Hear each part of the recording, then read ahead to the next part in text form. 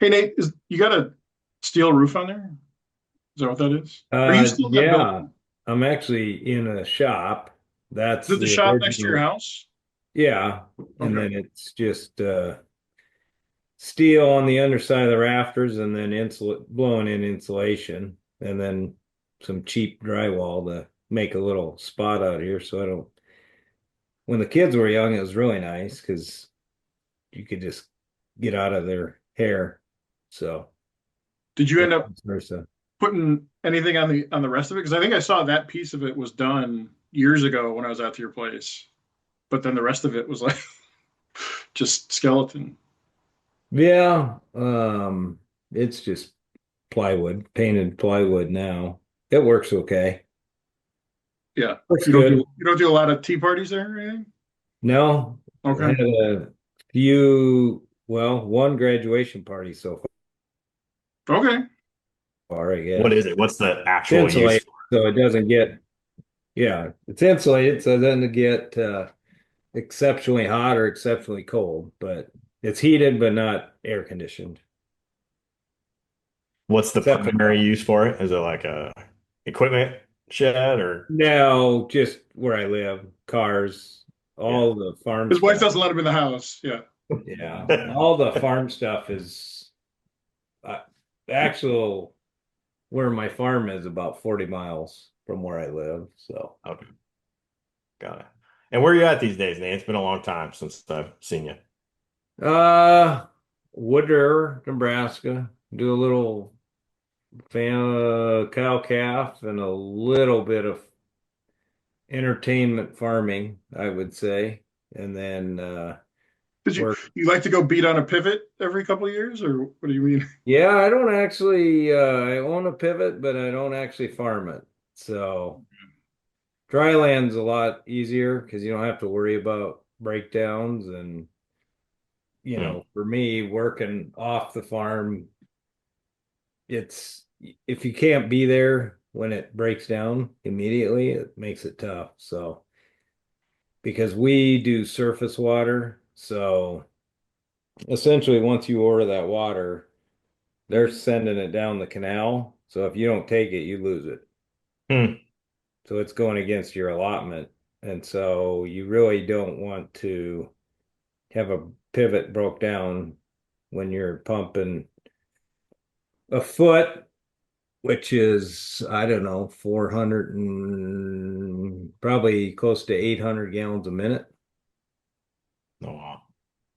Well, it sounds like a lot of water, Nate. Yeah. This is like you're getting it down a channel where a guy, is there like a channel master and he pulls Yeah, the so there's wells here. People pump like right here where I live, they have actual irrigation wells where they pump irrigation water out of the ground, and they're not very deep. Like right here, they can pump 1,200 gallons a minute at the pump probably hangs at 40 feet. Hmm. When you get out of the Platte Valley, you get up north, you can get a well there, but it's going to be much deeper. So you might be pumping water from 150 to 200 feet, which takes a lot of horsepower. I mean, maybe 100 electric horsepower, probably 100, 125 diesel power, yeah, two 180 to 200 probably, because you got to lift that water and then Yeah. pressurize it for the pivot. Hmm. But like on mine, it's surface water, so there's a lake, and then they turn it out into a canal, and then everyone has turnout. So like my farm is 17 miles from the dam and 1 mile off, 1.1 mile off. So yeah. So then you just have to I just have to pressurize that water. So I have a 25 horse electric motor. So obviously, there's pros and cons to it. So like well water, I don't get access to my surface water till like June 1st. So if you have a dry spring like we did, you can have some emergence issues, or say you wanted to plant a cover crop in the fall. I mean, we essentially get water from June 1st to September 15th, let's say.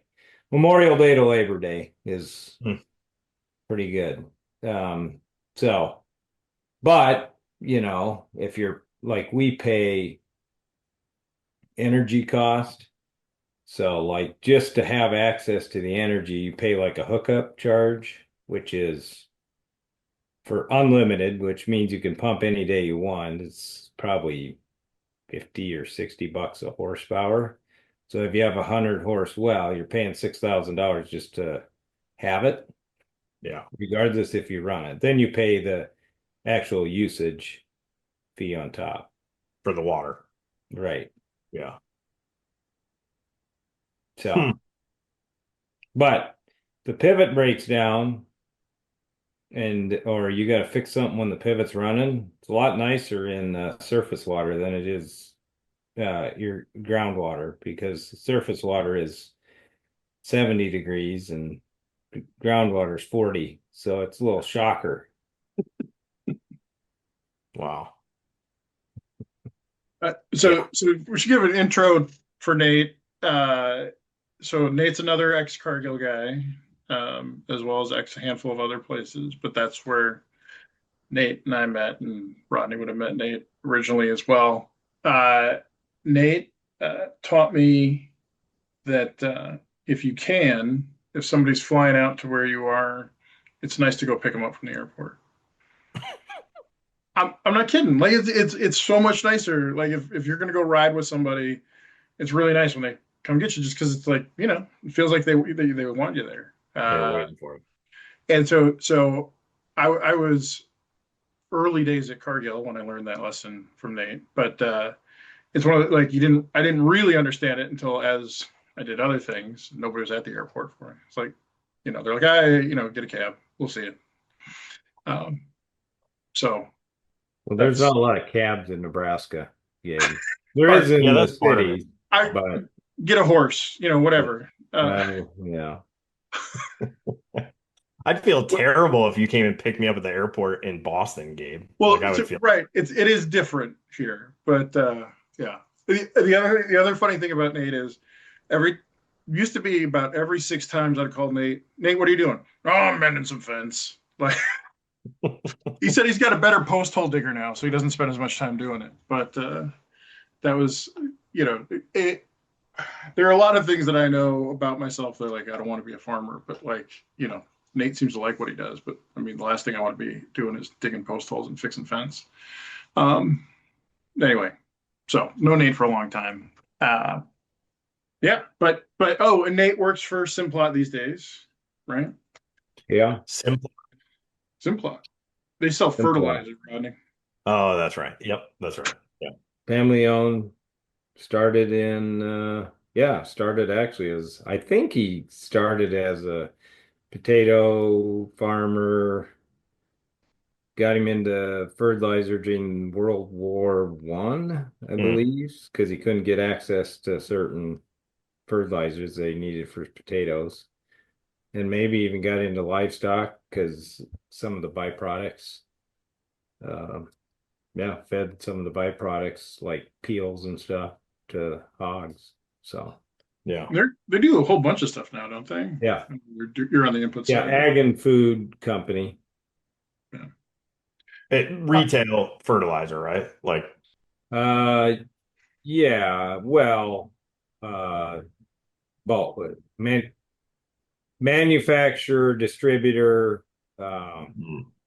yeah, both fertilizers, and then obviously my job and my role is I do wholesale ag chem. So Yeah. we're a distributor. So essentially all your main manufacturers, Bayer, BSF, Corteva, we distribute for those companies to ag retailers. So independent or co-op would call us and say, I need a pallet of Roundup, I need a pallet of dicamba, and we would deliver it to them, and then they sell it to farmers. Nice. So you manage the relationships with the buyers at the Yeah. retail. Yeah. Yeah. So, yep, ag retail. So the procurement person would call and yeah, decide what they need and then work with them on when they need it. A lot of the companies offer fill programs, so you just work through those fills and then in season, obviously, it's always needed it 3 hours ago type of Yeah. thing. Yeah. And I imagine the distance you're covering out west is a little different than the distances we're covering here in Illinois, right? Could be. Yeah, I mean, we run several warehouses, but I do most of my work out of one warehouse. So I would say in Nebraska, like post state, I mean, we can get it out of six or eight, obviously go to it's a lot about transportation. Most of my stuff tries to come out of one warehouse. Not always. I mean, we'll kind of share it back and forth and move it Yeah. around, even um, through the Midwest, because obviously they would spray earlier in the South, so then you could move whatever you didn't use there could be moved north as crops progress. What'd you do on the fourth, Nate? Uh, well, I actually on the day of the fourth, I kind of sat at a lake house, but I was tired because the night before the fourth, I baled hay till 5 in the morning. So, Wow. I didn't know you could do When that. I did thought you it had to be start? 100 degrees and dry to bale hay. well, so with alfalfa, a lot of the protein comes in the leaf. And so if you bale it too dry, a lot of the leaves will blow off Hmm. and stay in the field. So if you're big round baling it, you you want to kind of bale it with a little dew on it to Hmm. hopefully keep the leaves inside the bale because you'll get better quality, higher protein quality hay. Grass is not that way. You can bale grass during the day, but Yeah. So you bailed till 5 a.m. and then took a nap at the lake house. Is that what you're? no, I didn't. Well, I guess my wife would say that I took a nap. I was gonna say, I bet there's some Yeah. pictures somewhere. Yeah. Yeah. So Uh, well, one other fun fact, but Nate's got 10 siblings.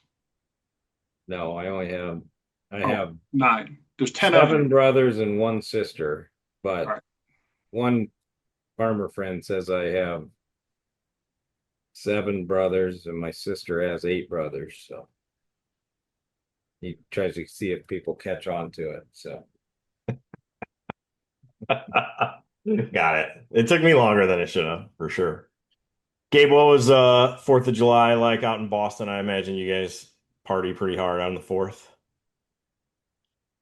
Boston itself does. We take so we got my wife's birthday is on the 4th, and my youngest birthday is on the 3rd. So Mm. those tend to be what take up a lot of time. My wife is always frustrated because nothing's open on the 4th, so we can't go out to lunch or something. Yeah, right. But no, I mean, so Boston's got a big set of fireworks, but it depends year to year whether or not they do them in town here, and they did them this year. So we're close enough to where they do them where we can go out in the backyard and watch. Um, Yeah, so that's cool. pretty We chill. were we were in Colorado Springs for the 4th this year. We just got back and it's funny, it felt different out there. We were asking people because we flew in on the 4th, so we didn't have a bunch of planning ahead of time. So we were at a restaurant, we're like, "Hey, where do you watch the fireworks or where's the fireworks?" And we were met all the time with like, I don't know, like maybe at the park or something." Like nobody knew, like there wasn't like a town festival or It wasn't anything like like a that. thing. Yeah, Yeah. yeah, yeah. So anyway, we went to this park and it was funny. There were fireworks everywhere, so 360 degrees all the way around. it was never clear to us which ones were like the sanctioned city fireworks and which ones were some guy in his backyard, but it was fun. I mean, that's communism at its best, right? Yeah, I guess. Yeah, Everybody. that's right. I I learned. I learned. Oh man, this is borderline. Oh God, I'm a terrible dad. So, my wife got these candles for my youngest daughter that like sparkle a little bit. You know, you light them, they send out sparks.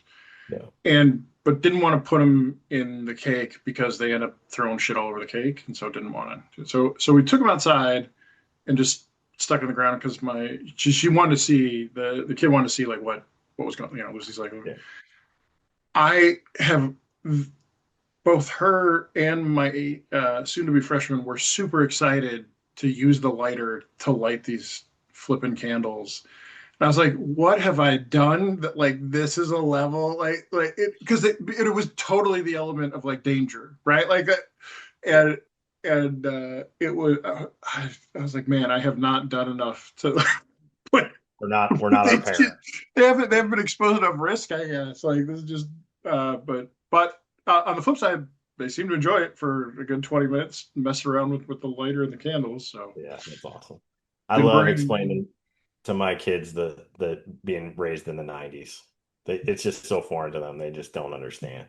My 13-year-old the other day, actually we were doing the podcast, Gabe, and Mhm. my phone's blowing up. It's my 13-year-old. She wants to know if she can ride her bike a mile across town. And it's like, yeah, you can. Leave me alone. Yeah, I get asked, can I go to the library? Like, Exactly. The answer is always yes. the answer's always yes to the library. Yeah, I right. don't know how many times to say. So, So Nate, uh, what's this part of the year look like in your world for ag retail or I guess agriculture in general? Really hectic. So like obviously all your complaints from pre-emerge to into post that didn't work, you're dealing with that. And then the transition from herbicides over to, your nutritionals for plant growth and fungicides. And so we'll switch now to aerial. And Yeah. so all that is like knocking on the door. So literally overnight, tassels started appearing. So the next 10 days, I mean, we'll run airplanes will run really hard. And then, we've had a huge influx of drones now. Mm, That are trying to figure out how that technology fits and what works and where they work and how that kind of fits in with helicopters and airplanes. Um, so, an airplane flies at, well, I just talked to one of my aerial guys yesterday, has a $1.8 million plane, and they can fly to the field at 180 mile an hour, and then I think they fly on at maybe like 120, 130 when they're mm. applying. So And how's that compared to a drone? I don't know how fast drones fly. I think the big thing with drones is just you're filling a lot more. Yeah. And then I think you have to replace batteries. So, but that technology's changing. And so you see both technologies, and there's pros and cons and of any and all. But at this point, it's like all hands on deck. When a farmer calls, they just want their field treated for the Right. most part. Yeah, we haven't seen much for practical use of drones around here, I don't think. Like, I mean, they're at the Farm Progress Show every year, and there's always a circle of people looking at them. And I know guys are using them for scouting, probably, but I have yet to drive by a field where, it's like spraying fungicide on a field or anything like that. Yeah.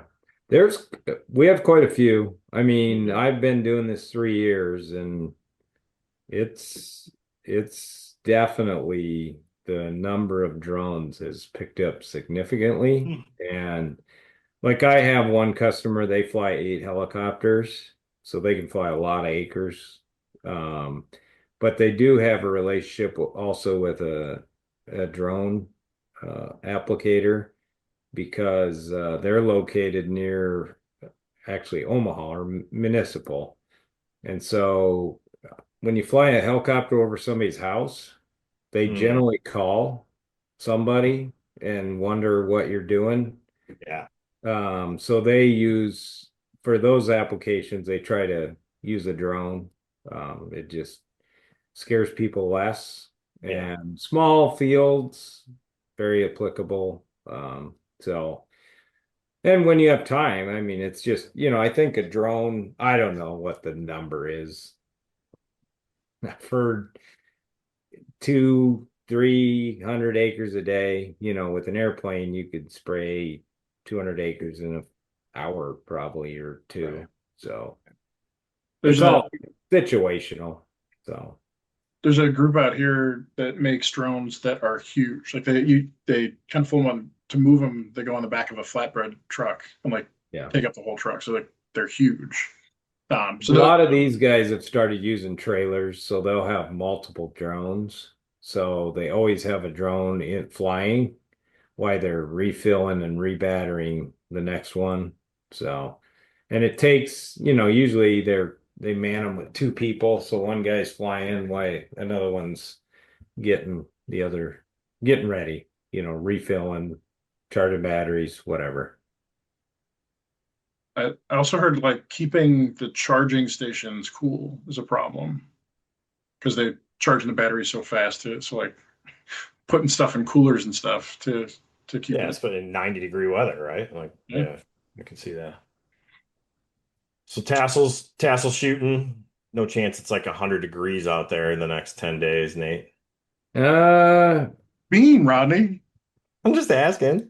it's Yeah, I mean, we don't have excessive heat coming. It's,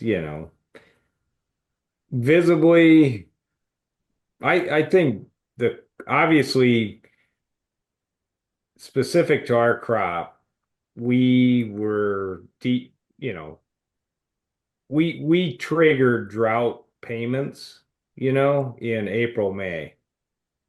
And it was I have a friend that's a plumber. I mean, it was as dry as we've seen it.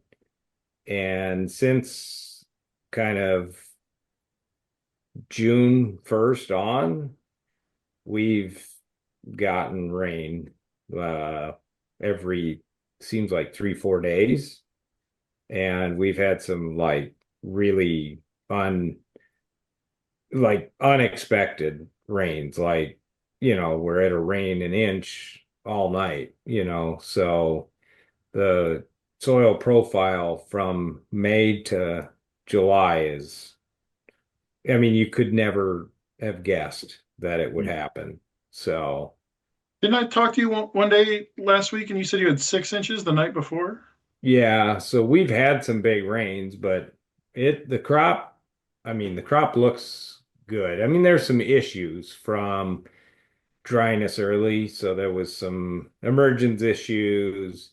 There was some herbicide issues because you didn't get enough rain to activate, which has caused some weed issues.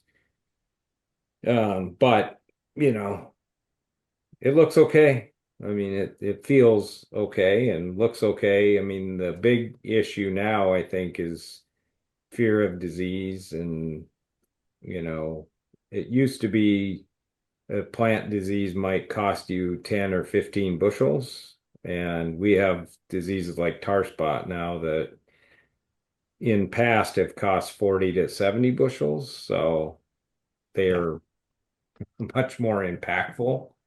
Um, so it's hard, when you have corn prices sinking like they have. At the same time, you're thinking about spending more money. Yeah, what's return on dryland corn out in your neck of the woods right now per acre? I think if you asked a lot of people, they would laugh at that and say return. Yeah, right. Yeah, I for mean, sure. they would, most people would estimate that you're going to lose money, because they're going to use expected yields or maybe even slightly better. Yeah. And, the last few years we've had rain early and then dried out later. So we'll see. I mean, it's economically, it doesn't feel, no one's super excited about, I'm going to make a lot of money this year. No.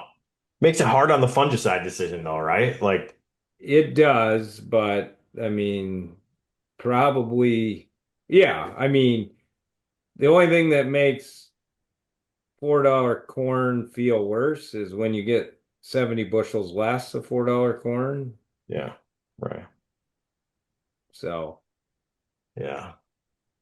it's tough. Yeah. But I Well, think we had enough people experience what some of these diseases can do that there's enough awareness, so you're seeing, more. So instead of people trying to find the right fungicide, the right time, you're seeing a lot more multiple applications. So we had a lot of fields last year, some fields that got 2 and 3 applications. So like raising pumpkins. yeah. So, but it's kind of a little bit the new norm. I mean, it's just yeah, we have more, it seems like more diseases. Are Maybe. those spot applications or you're spraying the whole field? No, they're treating the fields. Yeah. I Hmm. mean, the soul see and spray thing is interesting, so that's the technology to just target weeds. But what I see out of it is people are using it to like re get better coverage on more densely populated weed areas, so they'll put an additional mix in to like beef up their herbicide program where weeds are more dense in the field. Hmm. I mean, the problem with weeds is if you let them go, it's not like, oh, okay, it's a bad year. Like, it's an issue that you're going to fight for 10 years, 15, whatever. It's ongoing. And it used to be, you would design a 10 or $20 herbicide program. I mean, those programs now are more, they've doubled, tripled in a lot of cases just because we got more resistance. And, I think too, we've learned that if we feed the crop more, these hybrids are, it seems like to me at least, and I'm not an expert, I'm not an agronomist, by the way, but, just as a farmer, they're a lot more finicky to where you got to kind of feed them Hmm. more often. So Nate, I got a couple questions for you. So one, Rodney, I want to point out, you asked him like what people would say profit breaker, and I'm not going to ask Nate what his is, but I'm going to Sure. ask this question, which I think will be fine. Nate, have you hedged anything for next year yet? Yes, I have. How much? Corn, I'm sitting really good.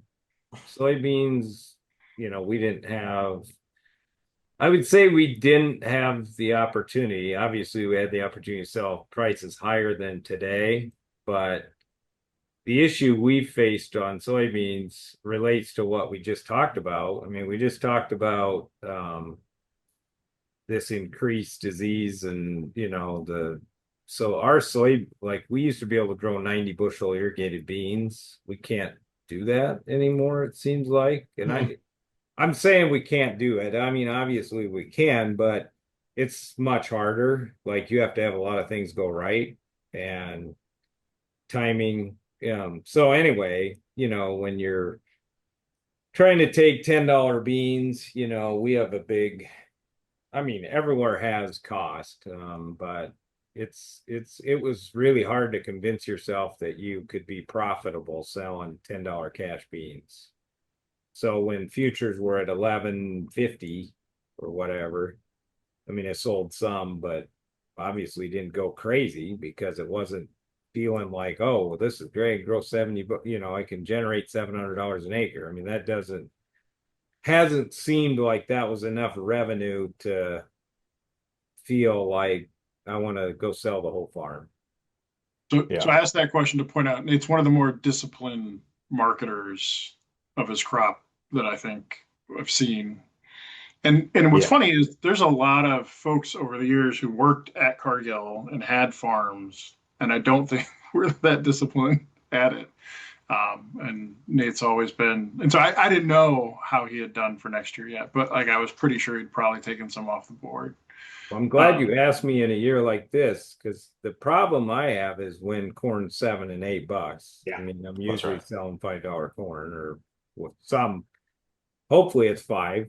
I mean, Yeah. I'd sell $5 corn every year, at least right now, in what I You know know, about the you gotta economics. print out a picture of Nate now and put that under him. I'd sell $5 corn every year, and then you can do you could have a thing for your farmers, Rodney, and where they put their head in and with that figure out what their price Like a is. tourist deal. Yeah. Yeah. Um, So where's that discipline come from, Nate? Like how are you disciplined like that?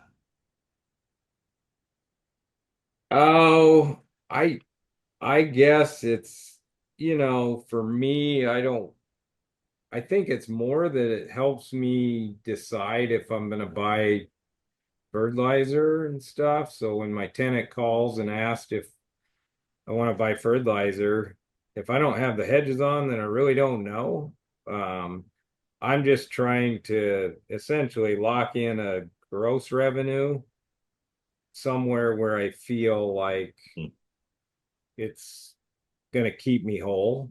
It's probably never going to be a home run, but I look at it more as if I can get base runs every year, um, it's better for me than trying to hit a home run. I mean, now when corn's $8, it does not feel good because you're like, yeah, this I'm giving up. I try to stay away from looking at what I could have had because I've just learned that really hurts you because it's always easy. Just, I mean, somebody always gets a better deal, and I just find that it can like stress you out and drive you nuts looking at what could have had because the reality is it's after the fact it's like, yeah, decisions are much easier. But I think the reality is nobody ever has the ideal that we all look towards.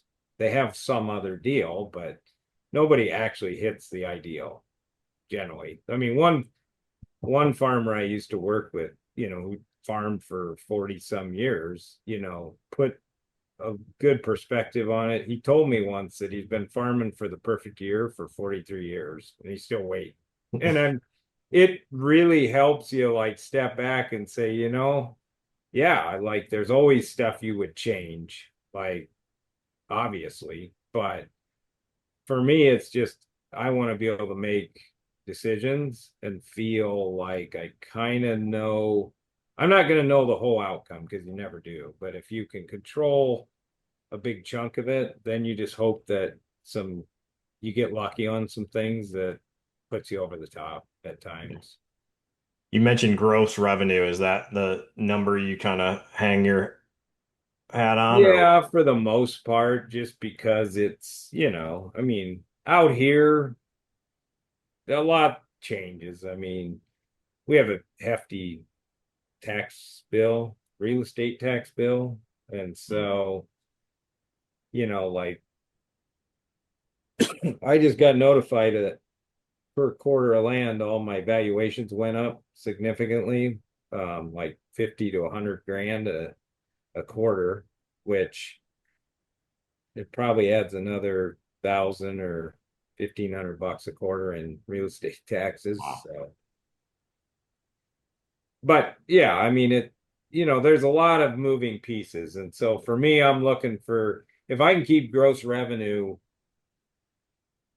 over 1,000 or towards 1,200, it just feels like things you're generating enough income to kind of spread it out. And like I say, then you just hope some other things happen, like, oh, this field did way above yield expectations or whatever. I got a little bit of a farm program payment for some disaster thing or something. So it's more just if I can generate that, I feel like I can keep going. Have you sold anything for 2027 yet? Not 27, 26. I mean, I always tell myself that when prices are really high, but the issue comes when prices are really high in the current year. There's usually a big discount to the next year. Yeah. So, I mean, that's a lot of like what we're going through right now. I mean, because if you look back, selling 25 was really hard for people because you were selling at a discount. I mean, I was selling, 470 futures when cash corn was 470. So it's hard to it that is really hard to do. Like you kind of feel like a bonehead a little bit because you're like, well, how dumb is this? But But you did it anyway. I did it anyway. So it tells you how smart I am. So I mean, So you just so like I when say, did you start? generate. So for 2026 sales that you've made, when did you start thinking about those? Well, I can tell you, 2 years probably. Okay. So I'm gonna say what I hear Nate saying, which is if in summary, Nate, what I heard you say was if I can make a sale and it's hitting what I think the right gross revenue is, that's a good sale. I might feel dumb if the market goes up, but it's a good sale is always a good sale, and like that's it, right? Like that's what it comes Yeah. down to. And I think you didn't talk about this, but I think you've learned over the years. I also don't ever see you sell everything at once, right? So if $8 was there, I don't think you'd sell 100% of it at $8, right? You still piecemeal in, and I think one of the big differences is you start that work really early, like as you've demonstrated, like you're slowly pricing your way into 2026 stuff as those opportunities arise, and but at the same time, so it doesn't mean you're removing all the risk and you're not making perfect decisions, but you're making ones that help you sleep probably a little bit. Yeah. Um, yeah. Yeah, like if I look back at my history of sales, which I'm looking at, I mean, I don't have farm averages that are like $6 and $7 even, but I try to I'm consistently trying to hit, 4 to 550, I'd say, so like my first sale for 25 was in November of 23, and then I sold some in February and some in March and some in May, and then I didn't sell any more until here in January of 25, but and it was tough because like I said, I was selling, 460 and 480 December futures at the time when cash corn was above that. So Yeah, $5, right? yeah, not That was easy to do. And like you say, it's very hard to stay, but you just got to tell yourself that, you're you're protecting income, gross revenue, I guess. yeah. And I So mean, how do you and I do look at where, I guess then I can piece in my decisions like, should I buy nitrogen? Should I, I mean, at least some of the stuff you can control um, is helpful. And the other thing that's helpful is I work off the farm. So I don't, I mean, it is obviously different when yeah, when it's everything. But I think it's also like, at least what I've seen and what's hard is, generally businesses grow. And what's hard for people is they're used to selling 5,000 or 10,000 or 20,000 or 100,000 bushels. As their business grows, they need to incrementally look at making those incremental sales increasing, like if I started farming 1,000, now I farmed 2,000 and I sold 20,000, I should sell 40,000. But that's hard because it's like you in and unintentionally, we all get in this situation and it like I always look at my spreadsheet because I used to do that too. I'd sell like 1,000 bushel. Well, then I kept just selling 1,000 bushel at a time, and I thought, well, Oh, okay, I should be selling 5,000 because I have more product to sell. So to keep on, well, as you grow, you just need to look at making bigger or the same incremental sale. So if that was right. a 10% or 15% sale, make sure your bushels line up to that. Man, that's so relevant today, Nate. I appreciate you bringing it up. I was just talking to a guy a couple weeks ago. We were thinking about making a sale, and nobody liked the sale, right? It was just like the market was up, and we felt like we had to take some risk off the table. And he was like, "Well, how much you recommend?" And I told him, and he was like, "Dude, that used to be my whole crop, right?" Like he Right. remembers not too long ago that was like his whole year. And it's like, man, things have changed, right? You gotta upgrade that a little bit. So yeah, I can't imagine how difficult Well, that yeah, is. like I tell myself I don't feel like I'm old, but even since I've been doing this, you look at when I started, the average crop in the US was 140, I mean, so it's went up 40 bushels or 50 bushels, so it's even if you're not growing acres, you hope you're increasing yields with Yeah, technology. And I mean, obviously the investment we've made into some of the equipment stuff, I mean, we're growing better crops. I mean, we always get better.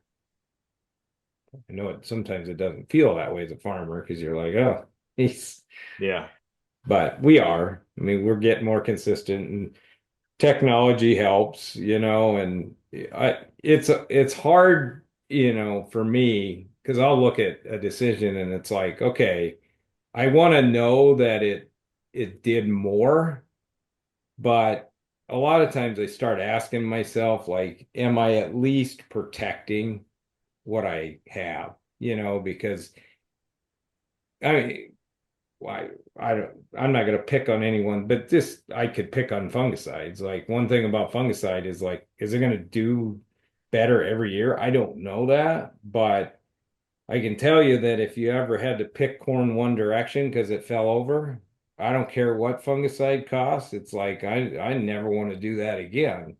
And and we do that right up until like we don't have that issue for a long time, and then it's like, okay, well, I don't need to worry about it. Like I haven't had that issue. The hybrids are better, and then wham, you get kind of whacked, and then it's like, yeah, idiot. yeah, yeah. I hear a lot of people talk about defending yield when they're talking about herbicides and fungicides and all that stuff. I rarely hear people say that they're defending revenue by making sales, Yeah. So that was interesting too. Nate, I'm actually more interested in what makes you uncomfortable. You seem like a kind of guy that's very comfortable marketing. So I Nate's want the to hear Sun Tzu of grain marketing. Yeah. I want to hear what makes you uncomfortable. Like, um, I'll throw some topics out. Maybe like getting overly sold, right? Or, if you see opportunities 2 years ahead of time, are you comfortable locking in 70% of your crop then, or stuff like that? Yeah, I mean, I this maybe is not the smartest thing, and I don't know if this works for everyone. I mean, I look at what I actually think I'm going to produce, and I tell myself I'm going to sell what I think I'm going to produce. Now, does that mean that, I mean, there's been times 2019 I got hailed out I mean, Yeah. I think they insurance adjusted it at 8 bushel, but we didn't harvest it, obviously. So sucked, prices were high and I had to, cancel out or buy out of contracts. But, you know, I got a decent sized insurance check. You just got to spend it, which is hard to do. Like you feel like that's your money. And so it's hard. Mm. I mean, okay, I've got a short feeder cattle contract right now. So I said I had some cow calves. And I mean, the highest cattle price I'd ever seen, on calves was 260, 270, so I have a hedge on it, 280 futures, and they're at 320 today. New high today, So right? I get a margin call often, Yeah. and it's hard to not like it sucks, but at the end of the day, I mean, I'm gonna sell calves for, if this continues, I'm gonna sell calves for more than they've ever sold. I mean, they're at all-time high. I mean, you got calves selling for $2,500, and if you don't have to go back that many years to where I was selling calves for $700. Yeah. So, and everyone looks at least it seems like everyone wants to blame like cow numbers are short, maybe, but honestly, as a producer, uh, we're doing we're doing our job. I mean, we're producing similar amounts of beef. It's just that consumption is good, which is great. Well, so So, so so Nate, I I mean don't know that if I was answered your question. I kind of danced around it, but there's things that make you uncomfortable. I think what I try to do is just remind myself of why I did it and remind myself that I made the decision for a good reason. And I've learned because I've freaked out before, and then you go make another bad decision on top of that one. Um, and I just learned that you just have to remember why you did it and like try to calm yourself. And it's not easy. Like I will wake up and think, my God, how much money have I got on my operating line to head to carry this cattle hedge that I wish I didn't have, but it'll all come out in the end. It's just hard when you're living it. Yeah. so Nate, the current cattle market. We were Rodney and I and Marcelo out of Argentina. We're talking a little bit about it last week, and we were talking with Kevin a couple weeks before that too, but not on the podcast. And so you were the one that called out to me a couple months ago, like, "Hey, Gabe, did you look at cattle lately?" And how blown out it is. And so, I mean, that's part of the reason, or that's the reason we thought it was a good idea to have you on now, just because, so Nate, how long you been raising cattle for? Like, must have been Yeah, cow calf for, I don't know, 20 years 20. probably. Yeah. So Nate helped led building out the cattle risk management on the production side at Cargill, like that whole business. And so I think Nate's, we're getting a lot of gems out of Nate in terms of like farm, row crop risk management stuff. And Nate talked about been farmer for 40 years. Like I haven't hit the perfect year yet. One of the fascinating things I think on the cattle side was those guys go through those cycles multiple times a year, right? So one of the hard parts of being a farmer is like, how do you learn those lessons? Like, Mm. how do you go through that? Because a lot of it's just experience, right? And so Nate does a great job of obviously behaving in a disciplined way. But I think part of what he's also touching on is Nate's been really wise about listening to other people and seeing other people make mistakes and integrating those lessons without having to learn them directly. And so that, but from a risk management or a, pricing perspective, like on the cattle side is interesting because those guys have been around for a while. They go through that cycle a couple times a year as opposed to just once.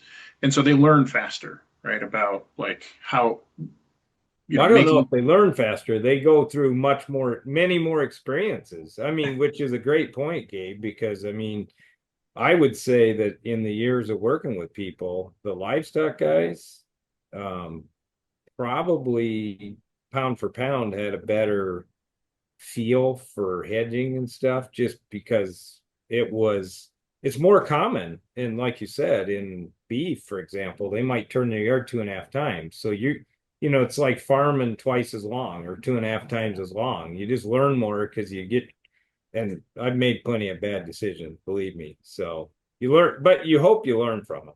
So So yeah, so like, and I think because of the nature of the way cow calf and cattle operations work, that mentality around a good sale is a good sale, like, is even clearer because the timelines are shorter, right? It's easier to see, your depreciation, like, and all that kind of stuff. And but so so that's like normal situation. So we we pulled up a chart 2 weeks ago. I haven't looked at what the weekly chart looks like now on that December cattle futures. I'll pull it up once Nate starts going again on it. But uh, so Nate, like, I guess so you hit a couple things, right? Like you're selling calves for 3 times the price it was a handful of years ago. Can you We talked about kind of the macro concern. So looking at corn in particular and recognizing, cattle and consumption of corn, right, as feed is a big part of obviously where demand is for corn in the U.S. And so when I think about it from a macro perspective, when Rodney's talking to his guys and trying to figure out, like, one of the questions that came up a month ago was like, well, how low can it go, right? Like, is it really going to go below 425? Well, yeah, it's the answer to that. Is it really going to go below $4? I mean, it certainly could. And when we think about, like, when I think about one of the big things that could drive that would be if, and I'll ask you to expand on it, but if what feels like a bubble in the cattle market is actually a bubble in the cattle market, and suddenly we see a big move away from, prices drop, and suddenly those operations that are, especially the newer ones, that are filled with folks who haven't gone through those cycles and haven't made the decisions and don't know how to manage that risk, what kind of impact that might have. So if I guess back up and say, it'd be great to hear from you as somebody who's in it, and certainly the guy that brought it up to me, like, what do you think about what you're seeing today? So if you talk a little bit about, like, how it looks today versus, maybe how it looked 2 or 3 years ago, or broadly historically, and what do you worry about, right? Like, in that space, for I would say for your peers, whether or not it counts for you too as well. well, livestock is a whole another, a little bit different, and obviously a lot of similarities, but you really have to dissect livestock, because a cow calf guy is like a farmer. I mean, they're growing a crop once a year and selling the crop, and that's that. Those guys right now are, they're, they're selling their crop. They got $8 corn per se. Like, it's great.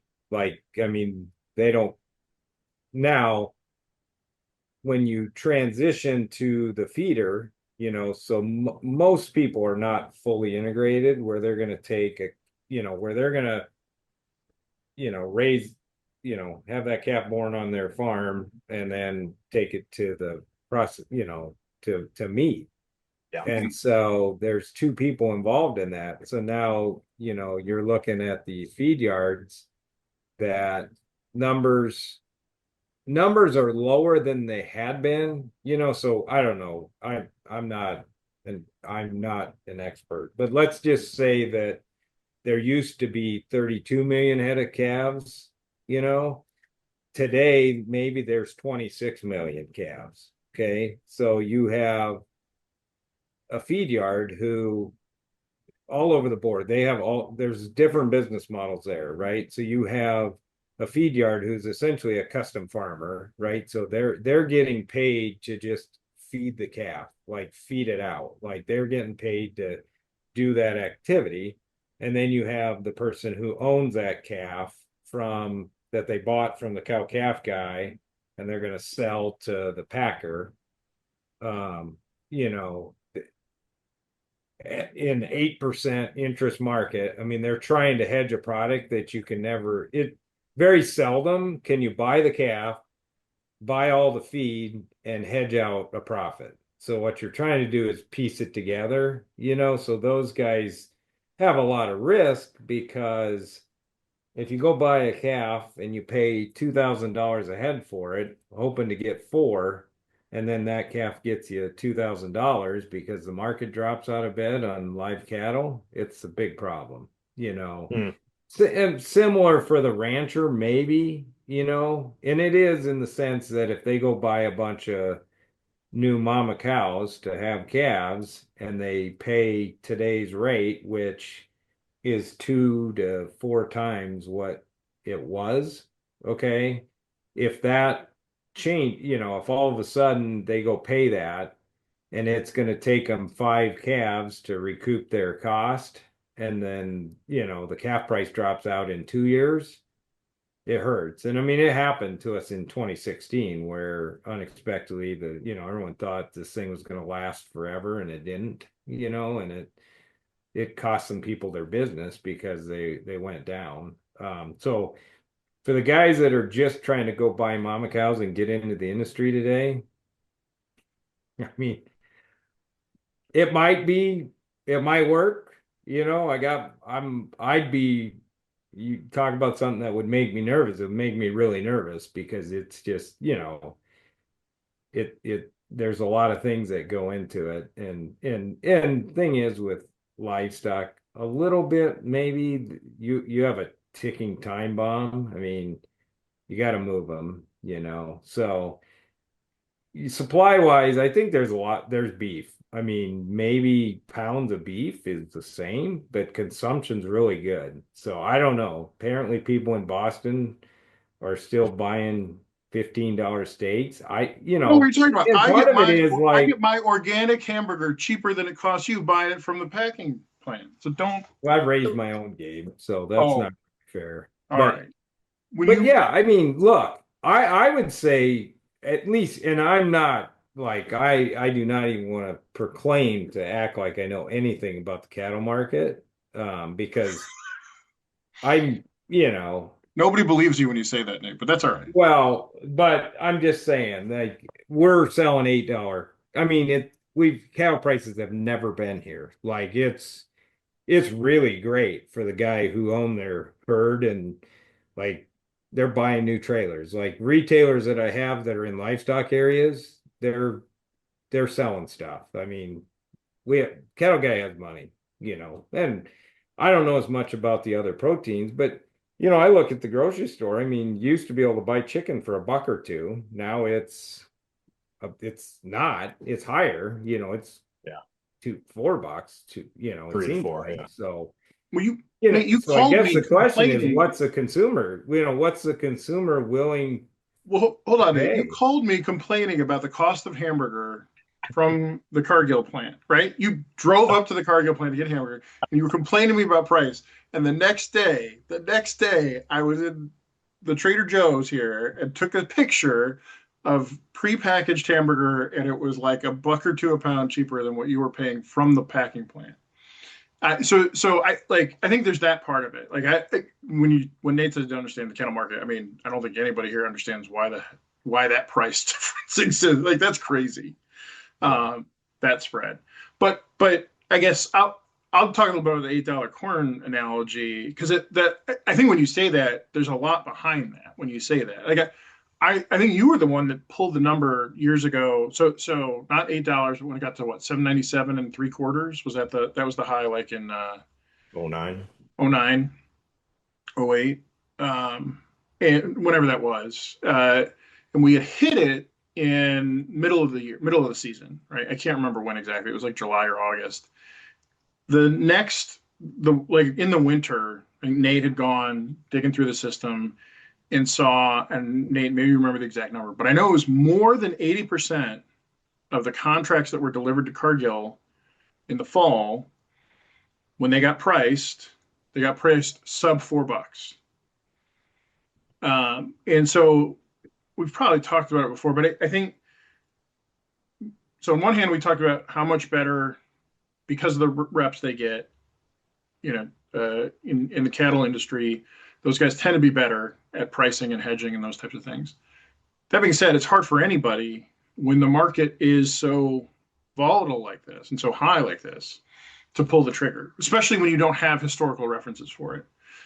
And so one of the things that was probably the biggest learning for me is that in that, so even on this call, you heard Nate talk multiple times about how stressful $8 is to him. By the way, it's not just when on his price stuff, and I'm going to speak for as the farmer. One of the things to learn is for anybody, even if you're unpriced, $8 is super stressful because you're worried it's going to go to 10, which is like a crazy thing to worry about, right? Like that is one of the most irrational sentences you could ever say. But it's true. Like it's super stressful. And I think that's a piece that people often, especially if you're on the outside, like, and until I talk to so many people about it to better understand it, like it doesn't make sense, right? But when you're in the middle of it, when it's your livelihood, when it's basically an unprecedented situation, trying to make a decision and like think that that's a good decision in that scenario is really hard. And Nate also touched on that complexity. That's like it's not obviously growing a row crop has a bunch of different things that go into it as well, but you really do have three distinct moving sizable pieces to the value of the cattle you're raising. Whereas corn, it's just the futures pieces that heavy hitter, and then it's basis, and then it's am I doing you have a lot of smaller decisions, which can certainly be, as we touch on, really painful in years that look like you're probably doing it at a loss. But it's still each one of those is a lot smaller than those big three moving pieces on the cattle side. So I think that's not that you're dealing with a lot of cattle guys, Rodney, but I think when markets and not just corn, not just cattle, housing markets, equity markets, when they get hot like this, you see a lot of people jump in, and even if the overall valuation should be going up, what often happens is you dislocate the rate that it's going up at, right? The irrational. So if 5 years from now the right price for cattle should be 207, right, and we should have been traveling up that path to it. If it starts going faster, we start to overshoot it, right? And so that when we talk about bubbles, that's a lot of what we're talking about, right? It's an irrational pile on, and so that's it. That being said, I'm gonna just throw this up real quick. So if somebody's around. I know you were hoping it would have broke by the time we had I wasn't, sure, no. It's up, right? So we were talking here 2 weeks ago, and now it's up here. So, and like I said at the time, like I don't, I don't know. And like that's where some of the stress comes from, right? If we talk again in 2 weeks, it could be up here. But to your point, Gabe, the volume, right, shows those people piling on. Is that no? This is more a of function of it starting to roll into being the primary hedging month. Yeah. Right. So those shorter time frames for those cattle contracts, like they change over more frequently. Yeah. So to put that in perspective, just rough numbers, but if you look at that chart, the 217, I mean, that's $3.35 in the meat, so the meat, just the meat, if there was no basis, nothing else. So if you go to the grocery store, just the meat, nobody else touched it. No transportation, no processing, nothing. No grocery store margin, nothing. It's $3.35. So if you could buy a steak for $3.35, you should buy it. That's what Nate's trying to buy steak for $3.35 for 2026 right now. Well, but I think it comes back to just thinking through it. And the interesting thing is, like, if you went and talked to the guy like me who has the cattle, like I sit here and I should just be ecstatic, right? Because I got $8 corn in cattle, essentially, right? I got, $3, $4 cattle. And, they're worth 2 and 3 times what they were worth.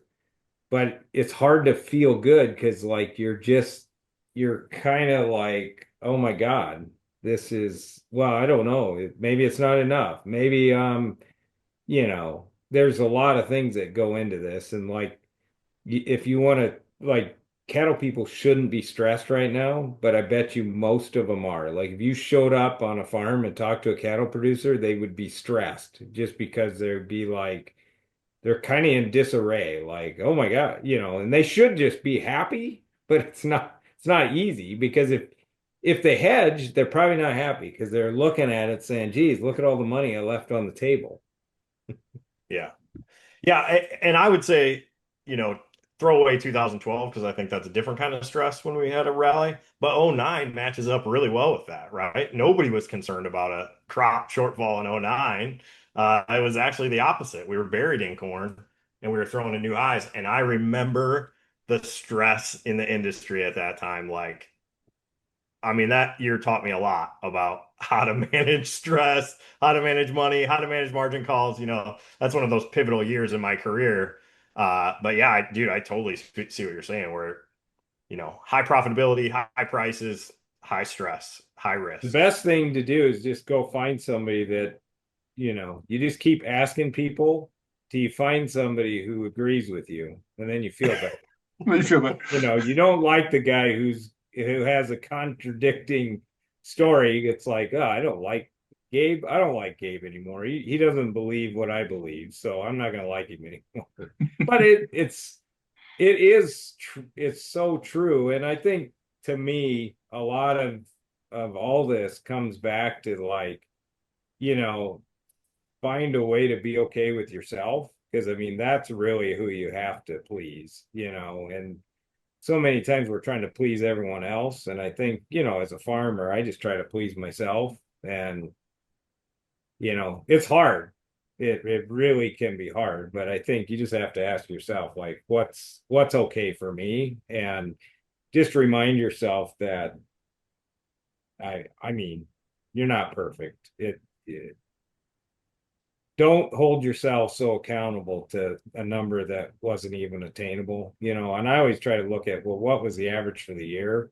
And if I was close to that, then I could be okay, because to be in the upper echelon of any market it's really tough.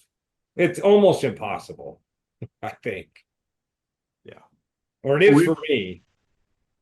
we've got a friend of ours, Jake, coming on the podcast in 2 weeks to talk literally about that, Nate. Like, so he's a his technical training is quantum physics, but he's been working on the data science side and the trading side for a long time. And so he's going to talk to us about like, how does he think about benchmarking stuff and what's a good approach there. And I think we often talk about the average as a good reference point because it is, but it's not one that feels good, even though like if you beat it, you should feel good. Yeah. Right. If you can beat the S&P 500 by 1% every year, like you're living on a private island, right? Like, so I think it's stuff like that. So we're going to talk about that a little bit. So, well, what do you think, Nate? But you're still, so here's the interesting thing. Would you be better off today if you sold your cow calf operation, like just unloaded it all? Absolutely. Like, I've told myself over and over, I should just go sell them all. Like, I sold some old stock. Like, let's say that the expectancy is to have 8 or 10 calves, so I sold some that had 8 calves. And I mean, I got like 2 times of what they were when they were new. So it's like, oh, I bought this pickup for 50 and I got 100 for it, and it's wore out type of thing. So the reality is you should go sell it all. That's unlikely for lots of reasons. Like, you tell yourself you're going to face tax consequences. Like, I love my cows, like I know which ones will kill me when I'm trying to tag their calf. So like there's a physical, knowledge about, and there's a connection. And I think that does exist. And I mean, people say it exists with livestock, but I think it exists with crops too. I mean, as a farmer, there's a pride, and it's human nature. There's a pride in what you have and what and so it's hard to dispose of it, even though economically you should. Like, I should sell every cow I have, but I probably won't, in 2 years, 5 years, whatever from now, I'll look back and say, huh, I should have, but I didn't. So, the big question, I think, well, something that's really interesting here that also is going on, which hits a lot of pieces, is I was talking to just some people I had worked with in that industry, and one guy made the comment. So, well, just year over year, carcass weights are up 40 pounds. Hmm. Okay. And you take, so carcass weights are up 40 pounds year over year, but take over 10 years, carcass, or maybe it's more, I don't know the exact number, but I would say that a longer time person in the industry would say carcass weights are up 400 pounds. So it comes back to, if you want to look at one thing, sometimes you got to be careful, because if you just go look at cow numbers, I mean, that gets a lot of comment now. Like, people want to look at cow numbers and say, well, cow numbers are down. Okay, cow numbers are down, but if you're now 400 pounds more or 40 pounds more, what's the real influence of that? And diets have changed, so there's a lot that goes into that. So, um, people like Gabe used to eat 20-ounce ribeye bone-in steak, and today, how many consumers want that? I mean, it's consumer preferences have changed. Still want it. I just, you know, Yeah. But as we get older, and even you think about like households, what changed in the household? I mean, are they cooking at home, and what are they cook, how many households have steak night? I mean, instead they might say, you know what, I don't want to cook. Let's go out, and then what are they going to eat? It depends, and so I think there's a lot that goes into this. At least for me, it's pretty interesting because I'm really curious what the consumer choice is. The consumer demand is really good. And I guess my question is for you guys is like, you know, what will change people what does it take for people to eat less beef? So Gabe, what's I gonna mean, make you eat less beef? anecdotally, I'll tell you, I had a buddy of mine just like 2 weeks ago. We were both telling the story separately. He went to the store and he was going to buy some steaks to grill out. And like the same day I went to the store and I was going to buy steaks to grill out. I don't go to the store. I never do. He apparently does. So I went to the store and was like, hey, I'm gonna get some steaks. That's what we wanted that night. And I looked at the prices. I was like, geez, I had no idea, right? We have quarter beef in the freezer that we eat, and that sunk cost doesn't matter. But now I'm like buying ribeyes, and I was like, oh, that's a lot of money. But like we decided we were gonna do this, so I buy them. My buddy's telling me the same story, and like he's not living paycheck to paycheck, right? He goes to the store and same intention, and he's like, absolutely not am I paying, whatever for a ribeye. And he turned it down. So I think we're close to that, like where we would make that decision. I talked to my wife. She said she absolutely would not have bought the steaks that I bought. She's the shopper in our house. So I get that response to a lot of shit that I do, but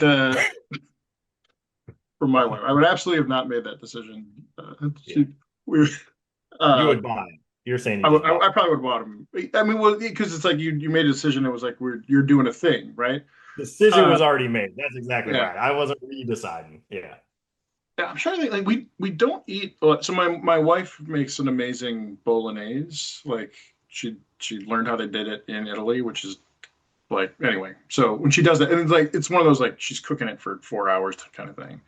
So that's probably like one of the bigger beef purchases because it's like a big hunk of beef goes in there as part of that. But like we don't eat steak. Like I don't think the kids have a lot of interest in that. We do a lot of chicken. Um, and and then we do hamburgers sometimes. But like so we did hamburgers on the fourth, right? Like we'll Yeah. but like it's kind of like a summer meal for us, not and then Yeah. patty melts. That's the other yeah. So we're either in hamburger or like a big roast that goes in the pot. Like those are the two big beef things we get. And she buys most of the beef from a local farm co-op here. So yeah, Yeah, I don't I mean, want to it's know what it is. interesting because, like, you talk about a quarter of beef. Well, I mean, used to be a quarter of beef might cost you $500. That same quarter now might be, 250 pounds at say $6. I mean, if you're buying it, paying the processing and Yeah, whatever. I mean, you know, it's hard it's much easier to go spend $100 every week than it is to go spend 2,000 yeah, all that's right. at once and put it in the freezer and then hope your freezer don't go bad. I mean, like I you're mean, that's a feeling like, concern oh my now. God, I gotta have some The kind beef's of worth more than the freezer. monitor on my freezer because if the freezer goes bad, I'm out like 10 grand. I mean, you want to buy Yeah, insurance on your freezer. exactly. Right. Didn't even think But about I that. mean, it is like, I mean, what we're in right now. I mean, it's a deal. Like, I mean, I'm watching people go out and buy these. The one thing I would say for cow calf guy is like, go sell your old cows and buy new. Because I did some of that this year. It's like I could sell an old cow for 3,000 and buy a new one for 4. So for $1,000, I could get a 8-year newer model. So that worked. But but I mean, it's like a farmer who, you don't have a tractor today, and now I got to go buy a new tractor for 500,000. Well, if I have one that's a few years old that I can sell for 400, don't feel so bad. But Right. if I got to go buy the $500,000 tractor, that feel too good. Yeah, that's right. So. Uh, Nate, I want to ask you, do you ever go long? Do you ever offset hedges that aren't, converted to cash? Not me, not really. And not, if I do, it's a total spec deal. And I guess what I've told myself over and over as a farmer who owns an asset, like, why, I'm so long already, because it's like if corn goes up, even if I'm sold out, what banker's going to shut me down because I own land? So, like, okay, yep, I'm going belly up this year because I'm selling my crop for half price. But hey, by the way, this land over here, somebody's now willing to give me 20% more than they would a year ago. So I guess no, I don't, just because of that reason. And I'm not saying but that's my rule. Like, I Sure. just feel like I'm so long that I don't need to go long. Like, I'm long all the time. I mean, if you're really, bullish, just wait a little bit to sell the next year's stuff, I guess, Yeah. really. Because I mean, unless you're quitting farming, would me maybe be the only reason. Like, if this was the last, if I was able to retire, which I'm not for a long, unfortunately, for a long time. I told somebody if I could just stay working for another 10 years, but I'm not sure I can make that. So, And how about options? Do you use much for options, or are you pretty much a straight hedger? uh, I don't mind options. The I'm just not a big insurance guy, I guess. And I say that, which is really dumb to say because, I buy, crop insurance on an acre out here for me is $150 an acre that we can spend pretty easily. So yeah, I just haven't, but they're good. Like, I mean, I like them in the sense that I wish I had them on my cattle thing right now. Like, I wish I had bought the Hmm.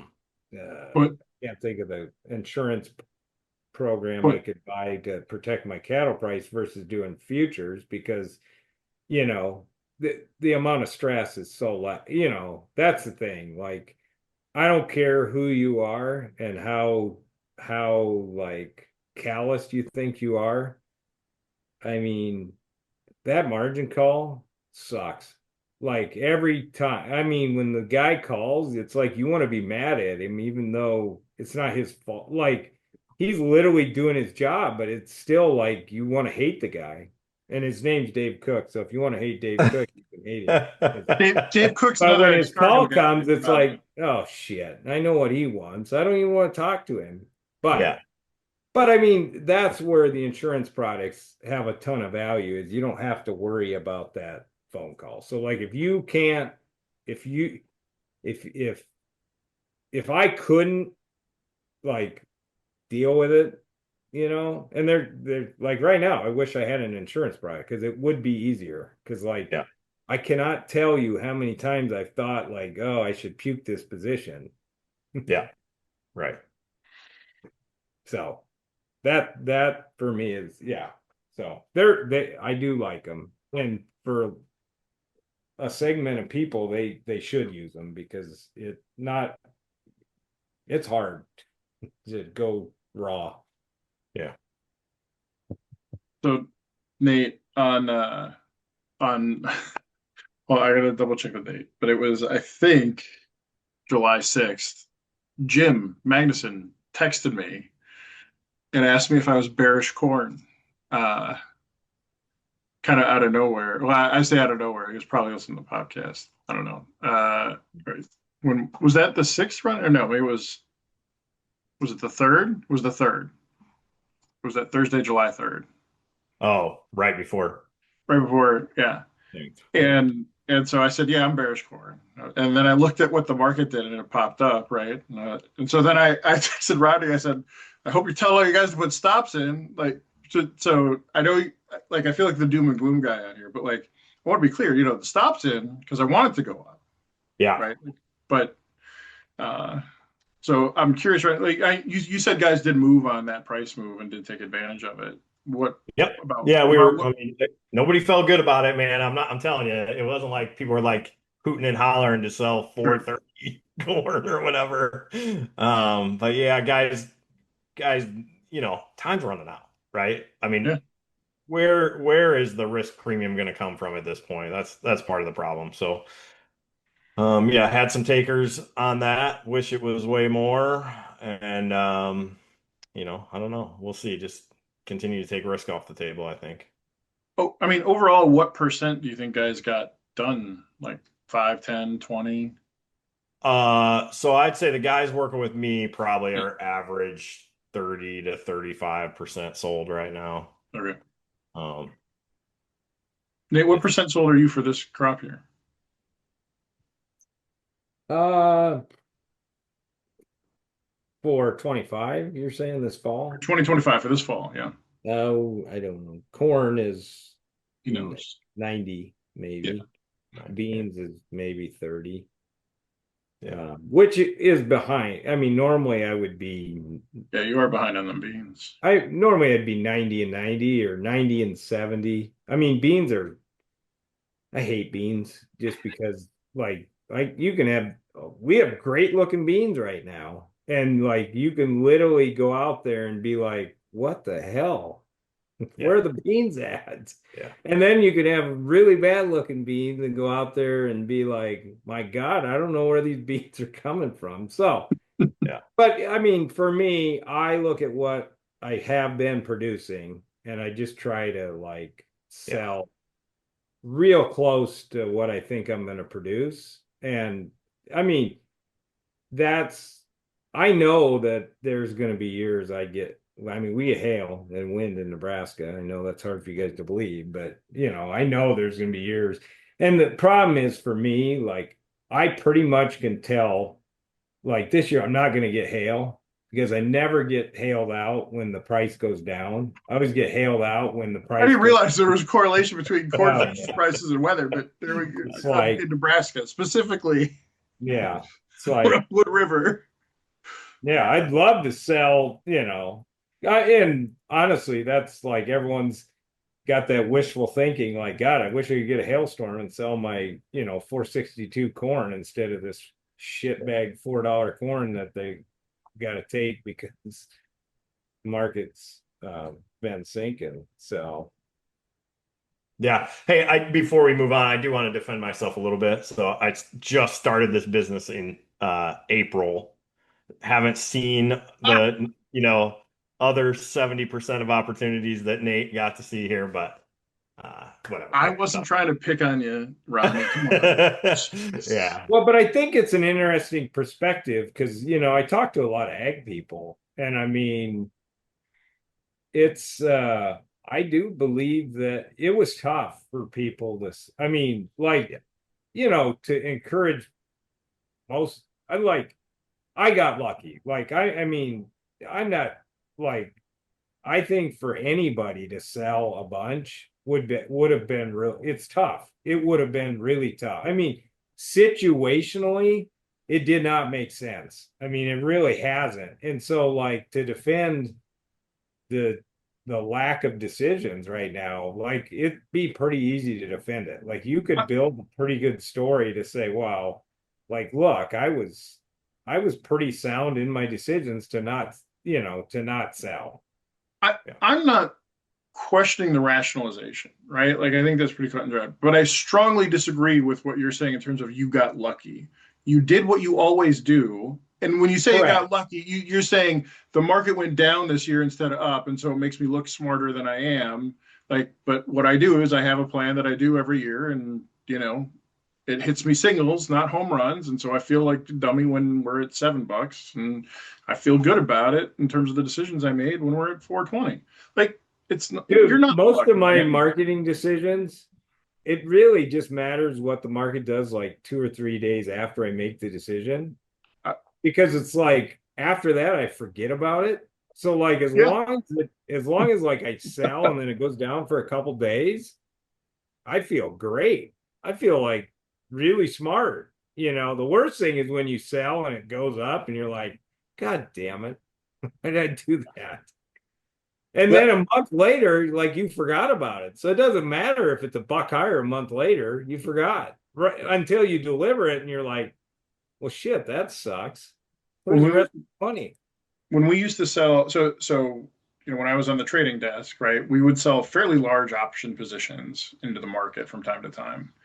Like the kind of, I mean, so there's no pit anymore, right? But like what used to be, like you'd see like reports on like so and so's doing whatever. So there'd be something to go out like say, oh, Cargill sold 10,000 options, and we knew that like that was us, right? Like we saw, so what it was always funny reading what the rationalization, like somebody explained, like because when we were doing it to hedge a position, right? We were taking risk off the table, right, and like changing the profile of the position. Yeah.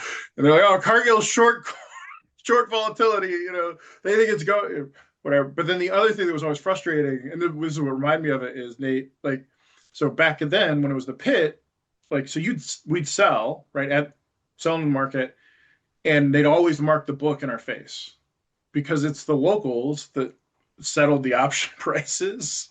And so they didn't want the margin calls, and so they always settle it, a tick or two higher than where you got it off at. So that was inevitable. You'd always feel annoyed by that. Yeah, that was a long time ago. Um, well, Ronnie, anything else we want to touch on? I don't think so. My sister gets grumpy when these podcasts go more than an hour and 15 minutes or so. Ooh, well, then you got some editing to do today, man. Yeah, she's gonna be talking to me. Well, is when Nate's talking, just have her put it on triple speed. No way. Nate, some huge words of wisdom today. I don't imagine that you love talking about your own operation and pounding your chest a little bit. So I appreciate you taking the time to come on and share some of those tidbits that you learned over the last 20 years or so. Nate's one of my favorite impressions to do. Oh, Gabe, I don't know what's going on. Oh, God damn it, Gabe. Don't overthink it. It's Yeah. it's not an easy business. That's the thing.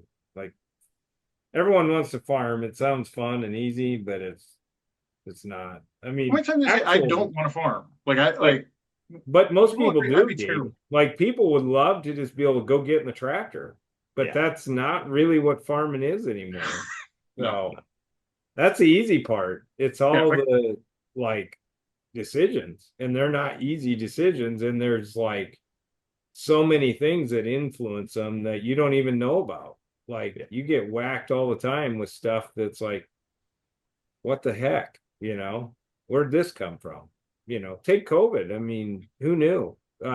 Nitrogen fertilizer prices this year, like out of nowhere, went up like $200-300 a ton, and it's like, ouch, that's 40, in some cases, 40 to 70 bucks an acre.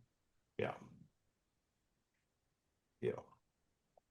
So thanks guys for having Yeah. me. Thank you, Nate. Good to see you, Gabe. Have a good Watch week. how fast I'm going to stop the recording this time. All right.